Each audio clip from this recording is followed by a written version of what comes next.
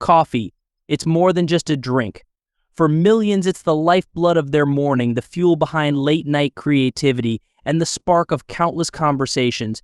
But have you ever wondered how this tiny bean made its way from wild bushes to coffee cups around the world? It's a journey that spans centuries and continents, filled with discovery, innovation, and even controversy. Our story begins in Ethiopia around the 9th century. Legend has it that a goat herder named Kaldi noticed something strange. His goats were unusually energetic, jumping around and behaving wildly. The culprit? Bright red berries from a mysterious shrub. Curious, Kaldi tried the berries himself and felt an unexpected surge of energy. Word of this magical fruit spread quickly among local monks, who soon realized the berries helped them stay awake during long hours of prayer.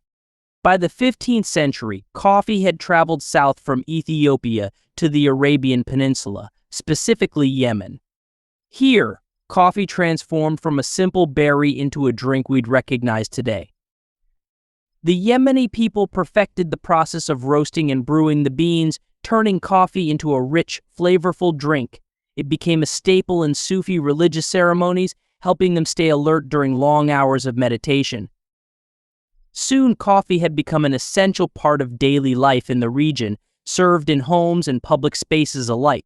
From Yemen, coffee made its way to Egypt, Persia, and the Ottoman Empire, where coffee houses, known as kahve-khane, began popping up. These places weren't just for drinking coffee, they became centers of social life, where people gathered to discuss politics, art, and science.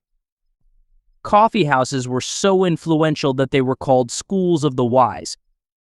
By the 17th century, coffee had reached Europe through Venetian merchants. It quickly became a sensation, and coffee houses spread across cities like wildfire. In England, they earned the nickname penny universities because for just a penny, you could sip coffee and join intellectual debates. These establishments became the birthplace of new ideas, revolutions, and even businesses. Coffee continued its journey across the globe, reaching the Americas in the 18th century.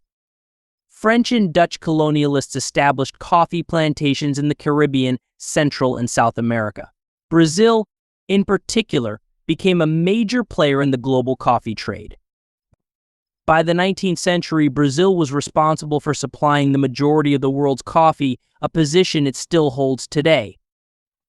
The labor-intensive process of cultivating coffee was fueled by massive plantations, and soon coffee became an essential commodity in the global economy, generating wealth but also contributing to significant social and economic challenges. Over time, coffee became more than just a drink, it became a symbol of culture and lifestyle. In Italy, espresso was born in the early 1900s, revolutionizing the way people enjoyed their coffee. Meanwhile, in America, the rise of the coffee break transformed workplaces in the mid-20th century, giving employees a much-needed pause to fuel up and refocus. In recent years, coffee culture has boomed even more with specialty coffee shops, latte art, and new brewing methods like cold brew, making coffee a creative expression. From ancient Ethiopia to your favorite local cafe, coffee's story is as rich and complex as the brew itself. Whether you enjoy a simple cup or a fancy espresso, coffee brings people together and energizes the world. So, the next time you sip that cup of joe, take a moment to appreciate the centuries of history in every drop.